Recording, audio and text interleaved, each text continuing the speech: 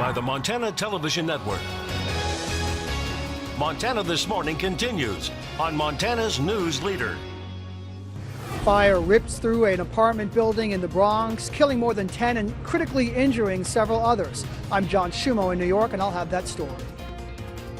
That is our top story for you this Friday morning here at 6:30. At least 12 people are dead, among them a 1-year-old. 4 others are fighting for their lives after a fire breaks out inside of a Bronx, New York apartment building.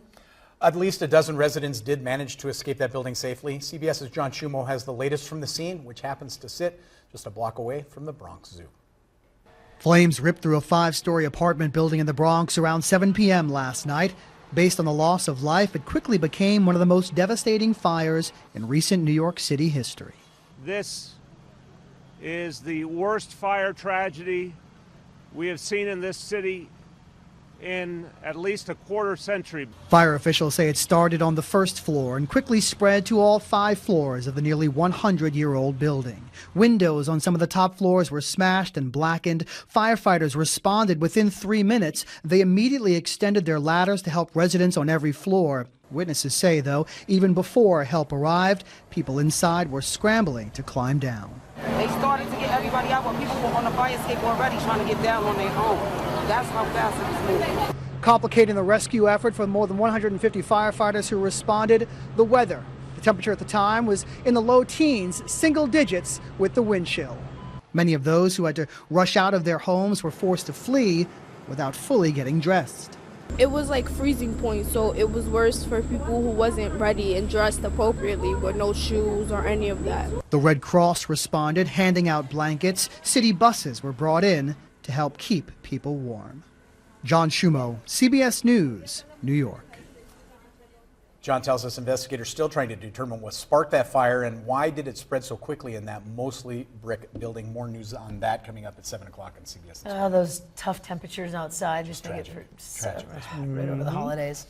Tough temperatures here this morning in places. Man, it was 40 degrees, you said, when you came in. Right now, the official temperature in Belgrade sitting at 20, and it's falling quickly. We're at 16 here, you said. A second ago, you were looking over my shoulder at my weather.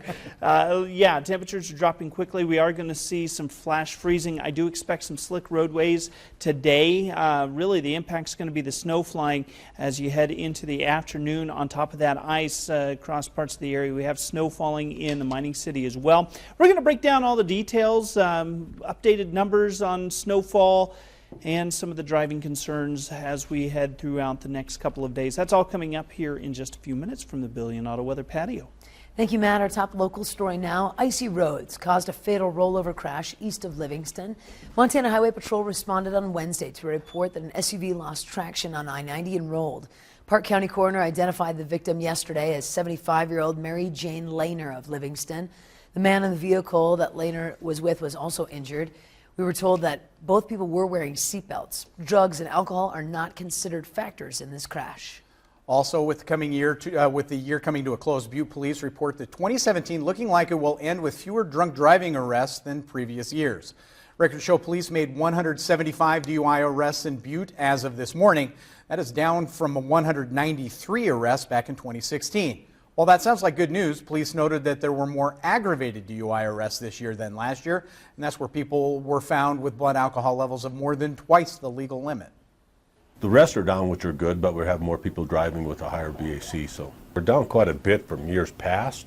We were always in the 200s, and 10 years ago we had over 300, I think, at one time. So this number's means our enforcement working and education's working. And going to continue working on that enforcement. Police added that they will be increasing patrols throughout this New Year's weekend, looking for drunk drivers out celebrating the new year. And less than a month after U.S. President Donald Trump recognized Jerusalem as Israel's capital, cities across the country are racing to dedicate projects to the American president. Oren Lieberman has the latest on Israel's Trump naming frenzy. Salahuddin Street in Jerusalem, one of the main arteries to the old city's famed Damascus Gate. The largely Palestinian street, named after the great Muslim leader, goes straight into the heart of the Muslim quarter. Now, a Jerusalem City Council member wants to name it after a different leader, President Donald Trump Street.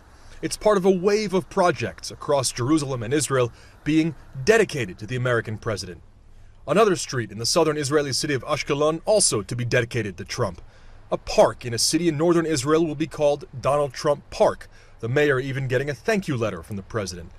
The biggest project of all will be right in the old city of Jerusalem, an underground stop for the soon-to-be operational high-speed rail named Donald J. Trump Station.